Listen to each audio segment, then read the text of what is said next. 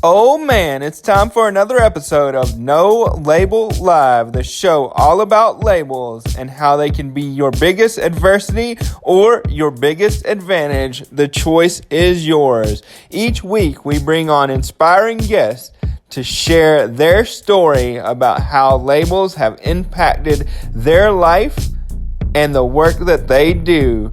So let's strap in and join this conversation.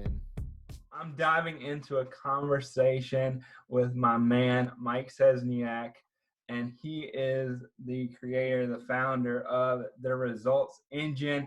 He's all about helping you to accelerate your productivity. And man, why I brought him back on, because if you've been riding and dying with me from the very beginning, you've seen him before, is I've watched this man take his message and start to scale it and accelerate who he's talking to. If you are in the personal development world, you will recognize many people that he's talking to.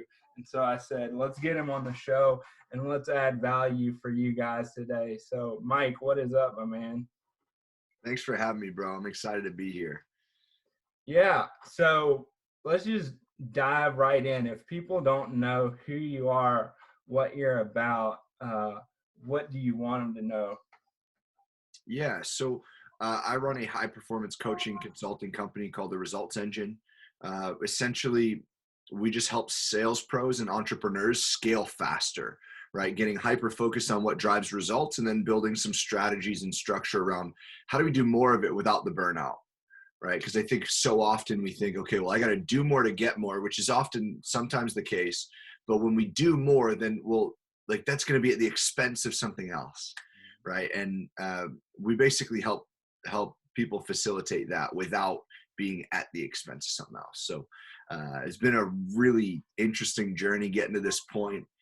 But yeah, wherever you want to take this conversation, man, I'm all in. Let's provide some value. Yeah, so I think it's interesting about the hyper focus and the idea of doing more, like hustle, grind, all those words that we often hear used. And I was in a conversation yesterday where me, as somebody with a disability, uh, hustle and grind isn't always going to work.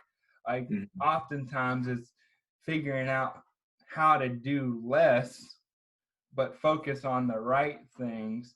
Yeah. So what are some of those things like that you really help people to understand when it comes to figuring out what the right things are for them?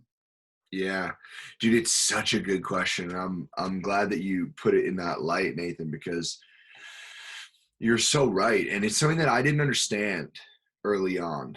Like we probably dove into this in the first interview that we did, but a big piece of my journey was my experience with anxiety and panic attacks in my early 20s when I was in corporate, because this company started as a side hustle. It was the third company that I started while I was in corporate as an engineer, as a software engineer. And um, that anxiety was brought on because I didn't understand productivity, right? Like I thought it was, I got to do more. I got to, be busy. I got to check things off of a to-do list. Like I thought if I wasn't working 47 hours a day, I wasn't being productive enough, which is just BS.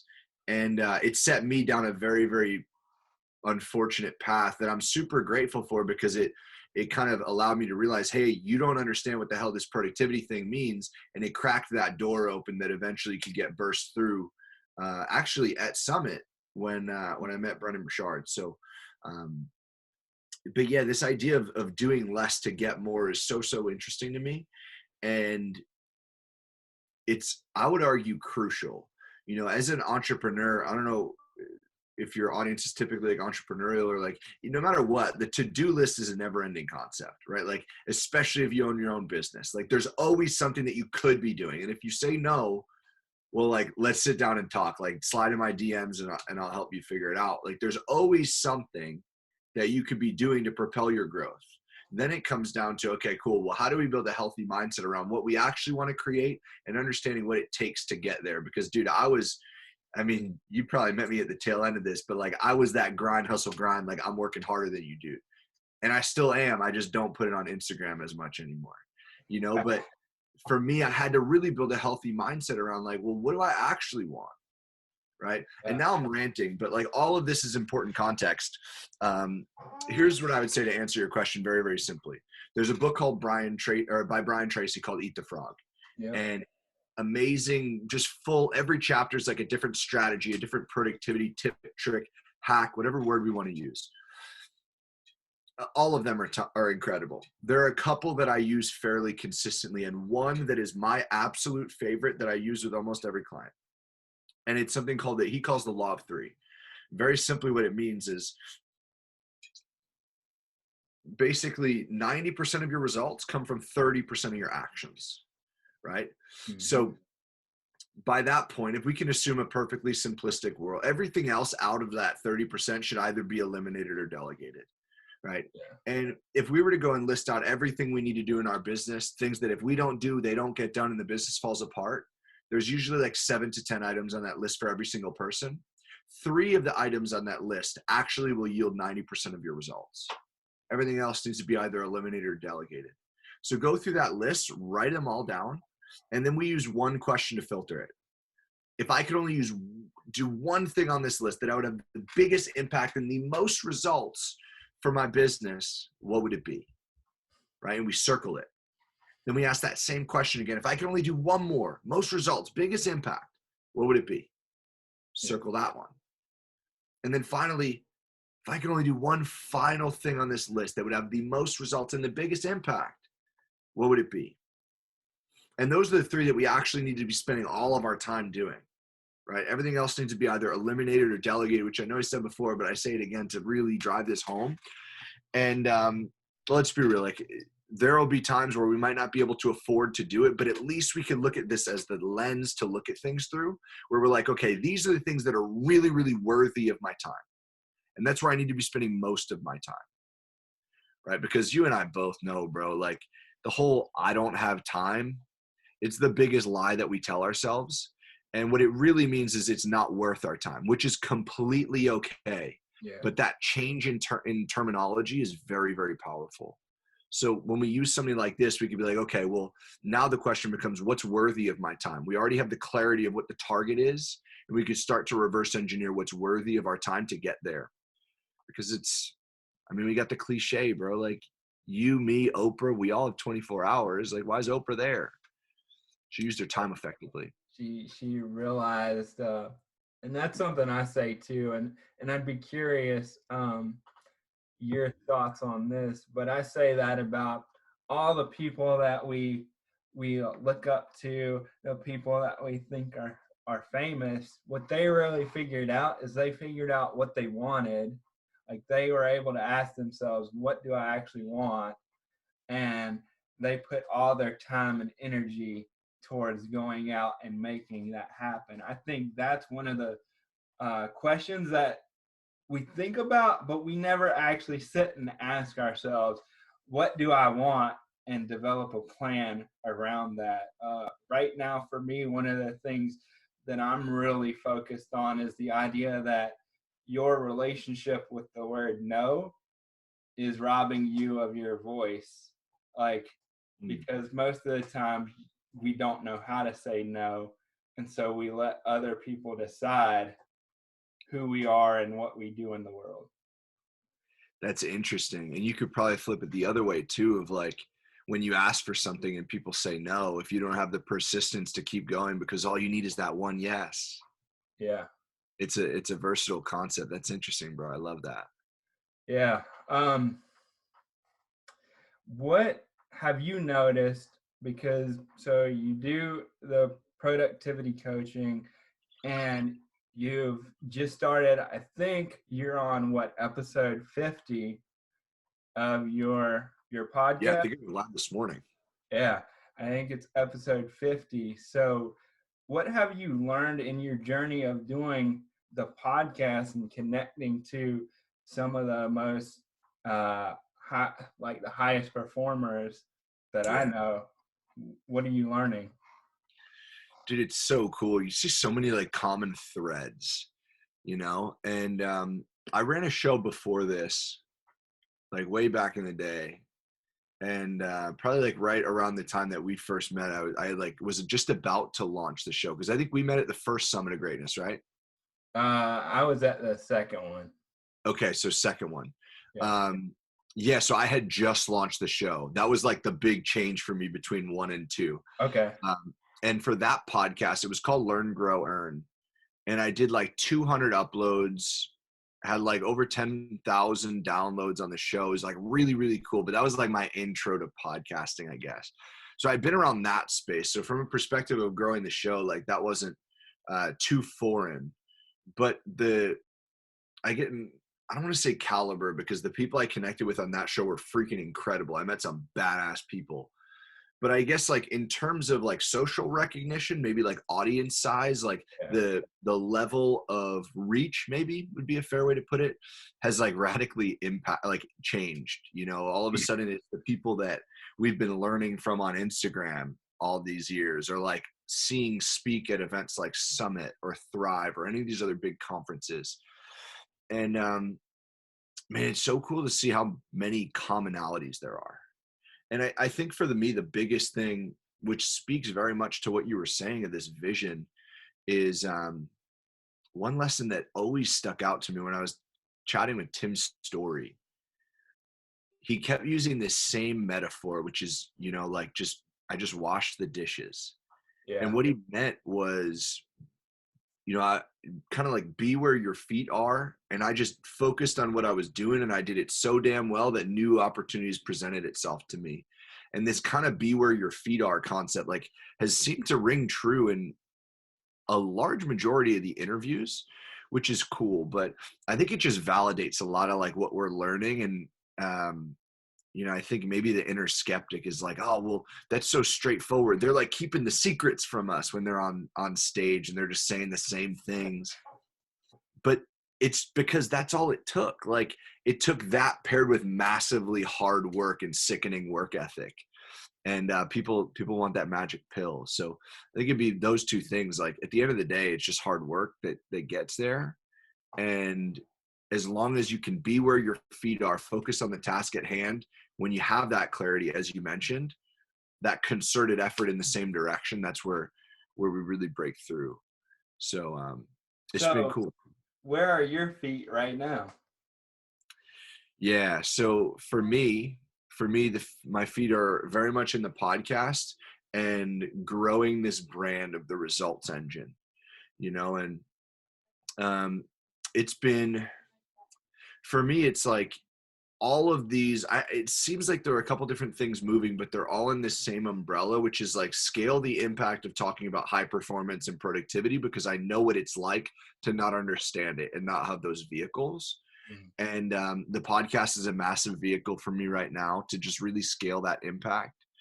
And obviously, like selfishly, I have a vision for what I want to create for my life and my future. And I know that I'm going to have to help a lot of people to provide the financial resources, right? Because that's a byproduct of the impact. Yeah. To create what I want in my life, So that's really it. It's like I want to take this company right now to the moon and help as many people as I can in the process, and really work through it. So that's the thing for me right now. So as you've been talking with all these people, I'm curious, like, what's the one thing that you've noticed, and maybe they've all talked about, where we put people on a pedestal, but as you've grown your relationship through talking with them in the show, you see like the human aspects of who they are, and that they are just like you and I. They're just at a different place. Is there anything that comes up for you when I say that? Yeah, I think just the fact that what you said is true. I think it's really easy to say that, and it sounds great, but until you really experience it, it's very easy to just like brush that off and be like, yeah, sure. But like they got $100 million in the bank. Like it's really easy to brush off the fact that they are actually human too. And they were where we are, wherever it is. Like if they're seemingly ahead of us on whatever race that we're visioning, Yeah. right? They were where we are at some point, and they'll share what it took to get through. Like I was fortunate to sit down with Bedros Keuilian a couple of weeks ago, like right before this quarantine really got serious. I guess it was the beginning of March. Yeah. LAX actually like temporarily shut down as I was pulling up to Bedros's office, and we were flying home the next day. So I was starting to freak out. But yeah, it was like, I remember sitting and talking to him, and like he went through very similar journey with anxiety and panic. Yeah. And his was his own flavor of it, but I could resonate really powerfully with it. And I think when you have conversations like that, I literally said to him, I'm like, it's so amazing to hear what you're saying right now, because it validates the way that I've been thinking. Right? Sometimes we have that like gut feel that like what we believe is true for us, and we maybe can't put it into words or something like that. Yeah. Like that's been a really cool experience, is connecting with a lot of these people. One, realizing that they're human, and two, like it validates a lot of what we believe. And I'm sure you experience that in your interviews as well. It's such a cool feeling. But that human element is like, for me, it was like not validation, but like I already believed it to be true, but I wanted to experience it. Like they are human. They just have a 9-figure company. But 10 years ago, they didn't. 10 years ago, they're where we were or where we are. Right. And that's pretty cool He to know. sold his car. Yeah. I remember that story from his book about his kid didn't want him to sell that car. He was like, that's going to be my car. And he's like, no, we got to make this happen to make the vision come true. What's the most surprising thing as you've done this podcast? What's some of the most surprising things you think have come up that you didn't expect through it?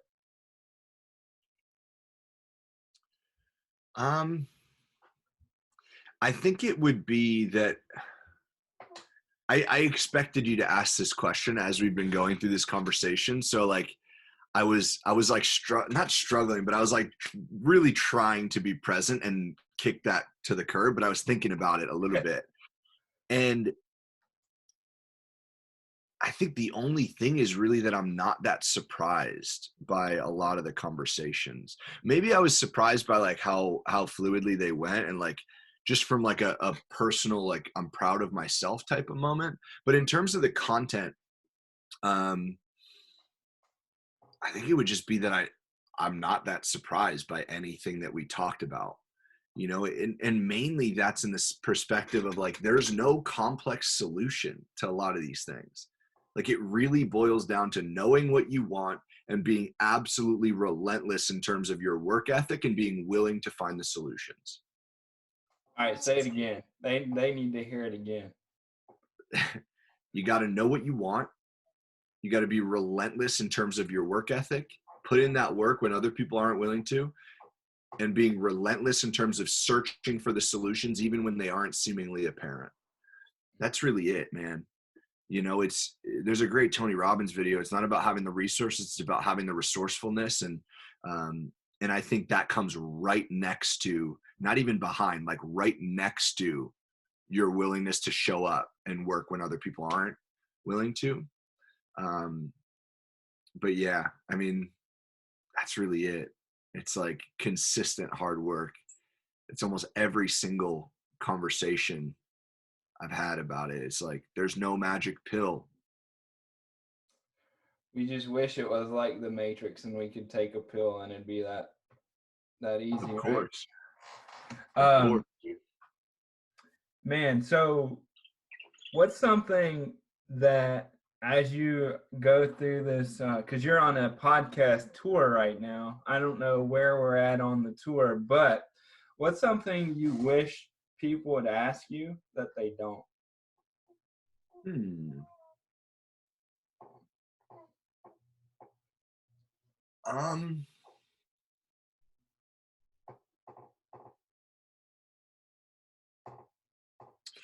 I don't know, maybe like, I think a really interesting question is like, what did you give up? Like, what did you sacrifice? Um, like a big thing for me, full transparency, is like I I always need to like not needs a strong word, but like for me, getting credit for the work that I put in is a little more important than I'm proud to admit. Like I guess the validation, the recognition, and I'm like I'm really proud of the work that I've put in. And so I guess a question like would be around like what were you willing to sacrifice? Because I think that's a really cool part of the journey that doesn't get the light. And and I think it really paints an interesting picture. I asked for the interview that's coming out on Wednesday. I asked actually someone I met first at Summit, a kid named Tanner, who's crushing it, like 8-figure company doing over 7 figures a month, like absolutely crushing it. He's like 27 years old. And I asked him about this, and we had such a cool conversation around like the ruthlessness with which he audited his time in with respect to like a lot of different elements of his life, dating and everything. And he was just super open and transparent. And I think it shed a really cool light around his work ethic and why he created what he created. And I didn't do anything as crazy as that, but like I think it's a really I think it's a really cool piece of the journey.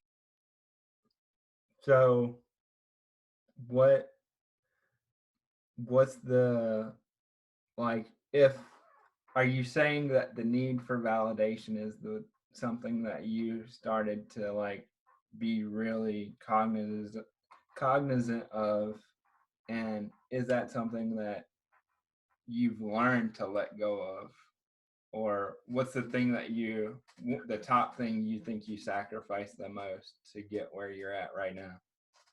Um, Top thing I think I sacrificed is like time with friends in my early 20s.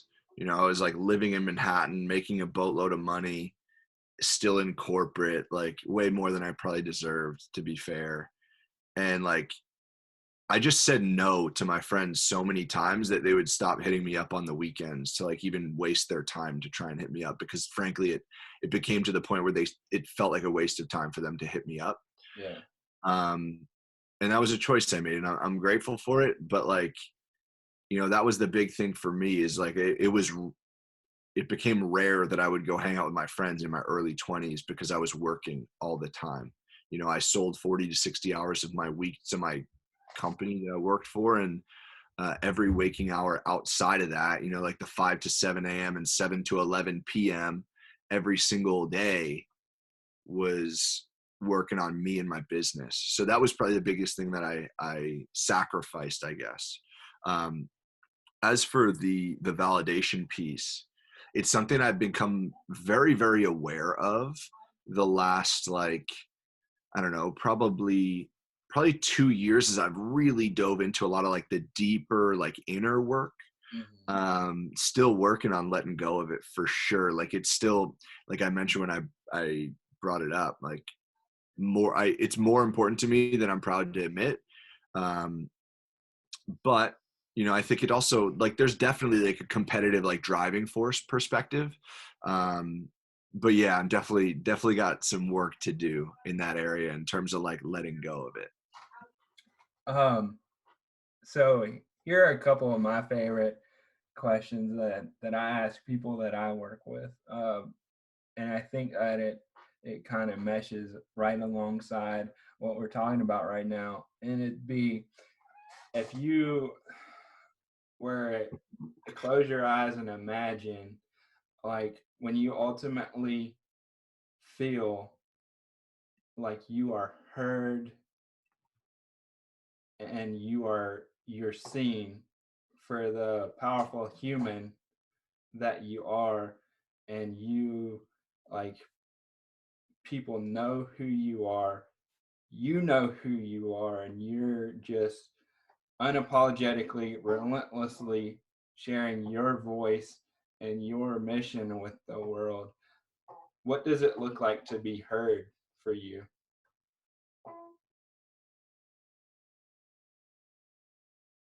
there's two like images that immediately like popped into my head.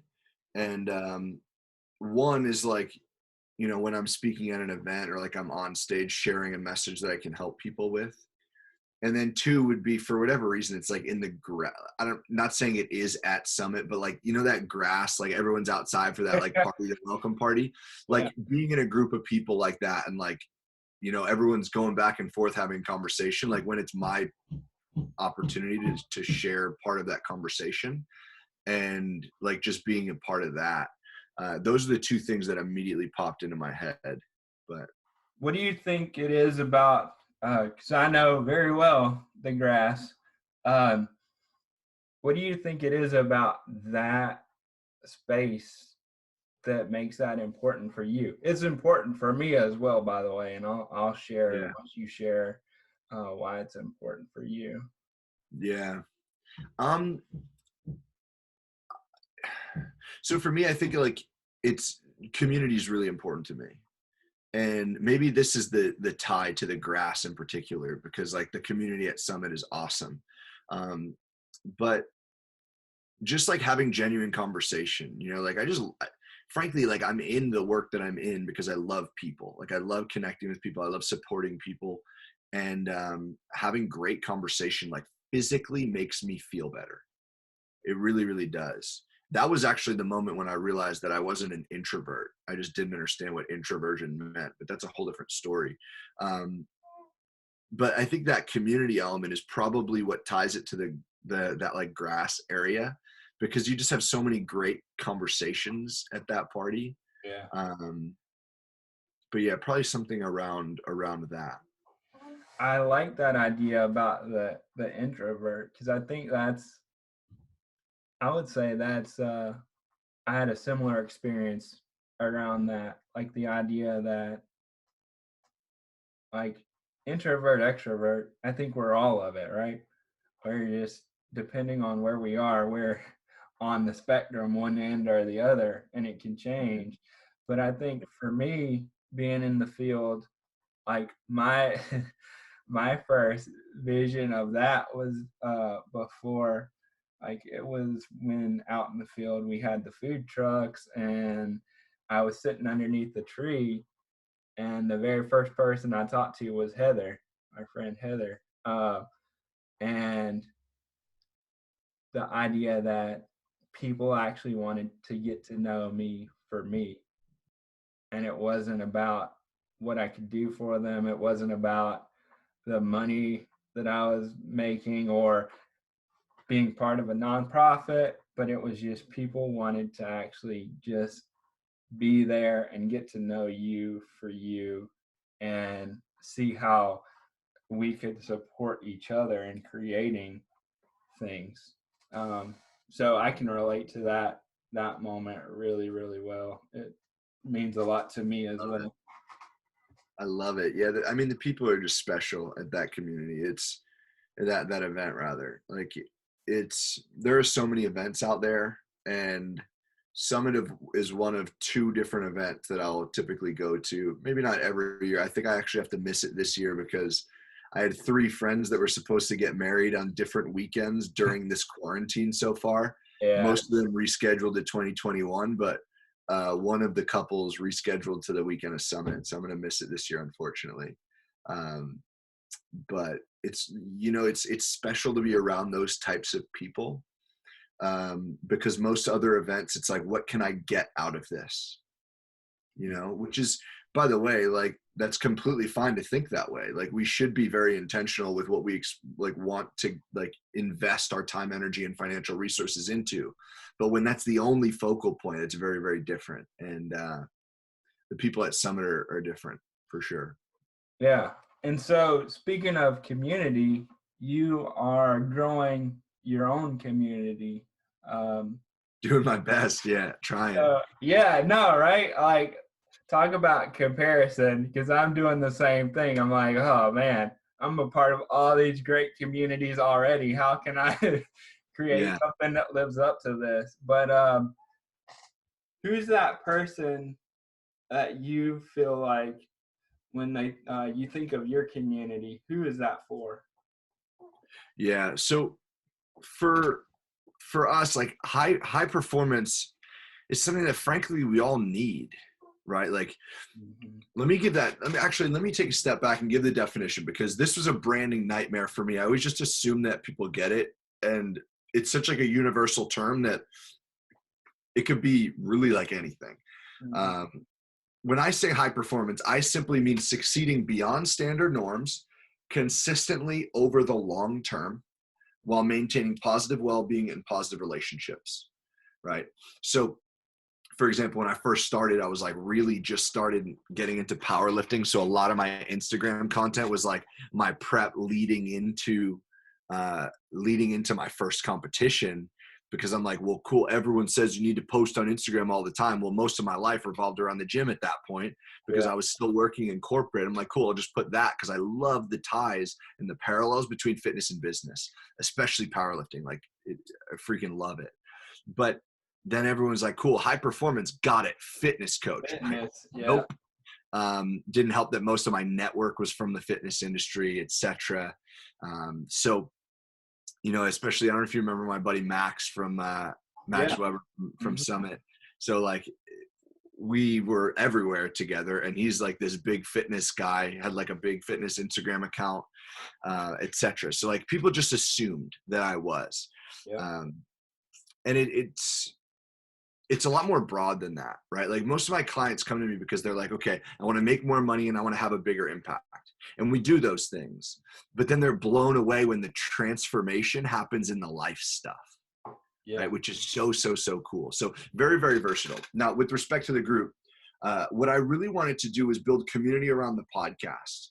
Like audio is great. I think it's a great way to consume content when we're driving to our job, or like driving to the office for our business or whatever, or we're just going for a run. I started running in quarantine. Like quarantine does some weird stuff to you, man.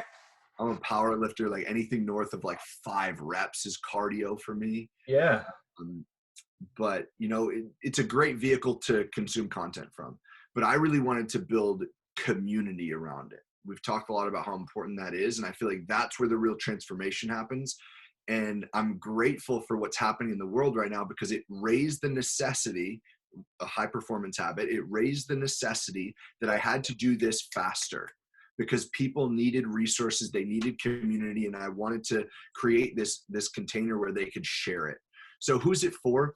Anyone that's trying to get next level results in life and in business, right? It doesn't need to be any more specific than that. It's like, okay, I want to connect with people that are open-minded, that want to grow, and they're open to connecting with people that can share similar information, right? Like, yeah, it's a community around the podcast, and I'll make sure that people are aware of what's going on in that podcasting world, and the content we're putting out. But really it's like, okay, what did you learn this week that can move the needle for everyone else in the community? And I don't know how to run a Facebook group. I'm just figuring it out. I think we just hit like 230 people in it right now, which I'm fired up That's about. awesome. Yeah.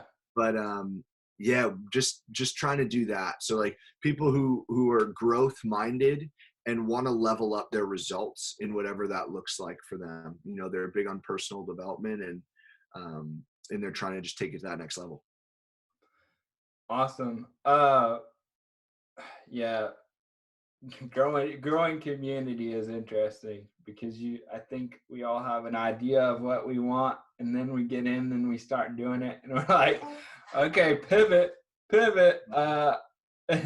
And it's hard when you're starting out, I think, because it's like you hear a lot more of the person who's in charge of the community, when ultimately the goal is not for it to be about you. It's not for it to be about me. It's for us as a collaborative to Yeah. do this together. But in the beginning, it's like finding that balance of trying to make that happen. Yeah, dude, 100%. Right now, our community is still at the point of like, I have to make the post to get people engaging on it. And Yeah. I'm in a perfect world, we grow that into a point of like, hey, Nathan comes up with an amazing, like comes across a great audio and he's like, wow, this could help people. And you make a post like, hey, this was the coolest thing I found this week. Like, what did you guys find? Or something like that, like where it's more involved, but we're in the early stages right now. So hopefully it'll get there. That's the vision right now. And I think if I didn't ask this question before we end today, I'd be doing the audience a disservice. So you've got all these high performers, you're connecting with them, you're growing your network. For the person who's maybe where you were in the very first podcast you created, and like we said, all the guests are amazing, but there is something about socially where people recognize guests and the perceived value of a guest is Sure. there. So how did you even start connecting with those individuals?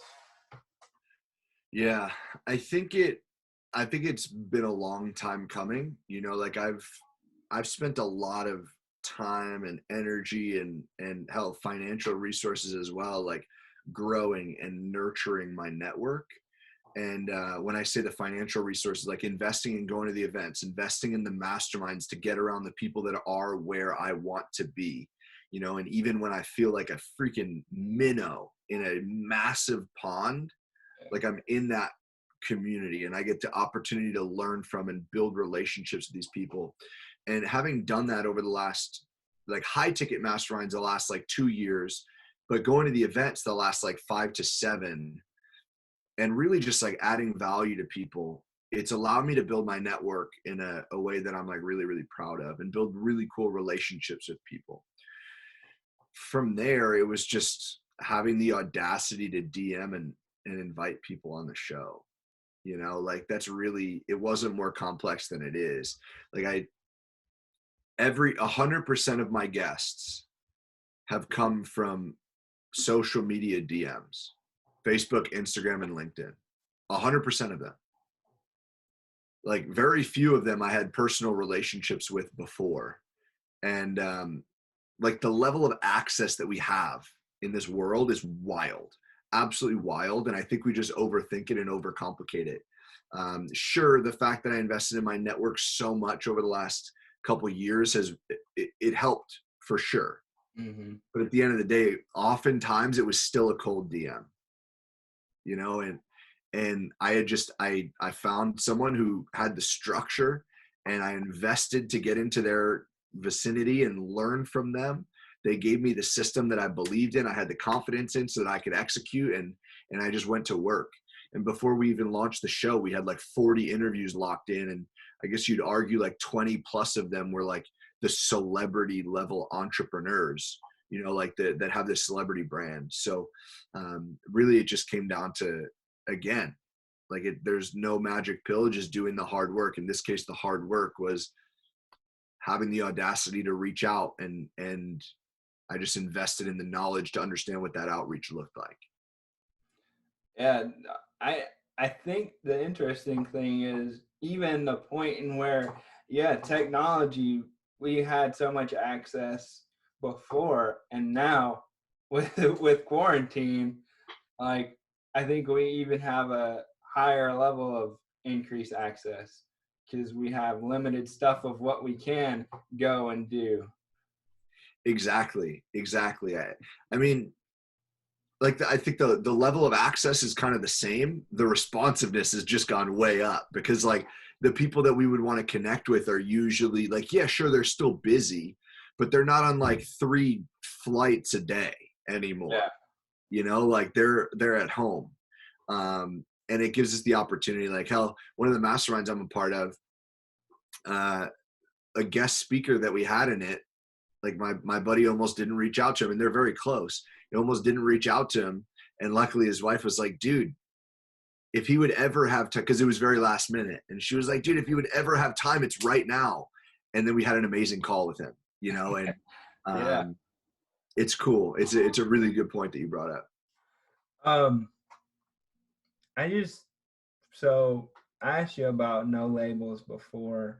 But I want to ask you this. If there's one thing that the No Label Defines Me community can support you with from this interview, what would that be?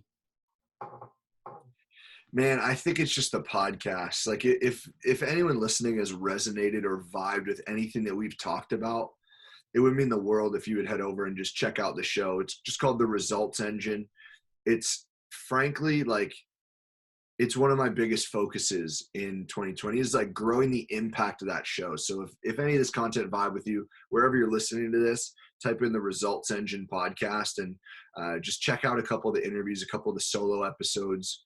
We're releasing 2 episodes a week, one on Monday, one on Wednesday, and then a solo episode on Friday, which is like nitty gritty, actionable, like tactics, high performance related. And yeah, man, if they vibe with it, just check over there. And if you like what you're hearing, just subscribe. It would mean the world. And then from there, I'll get you in the group. Don't worry about that. Yeah, we'll drop all that stuff in the comments below, so you guys will have access to that. And my final question for you is, what's a golden rule that you have? Like the golden rule. If it's not the golden rule, what's your golden rule? That's interesting.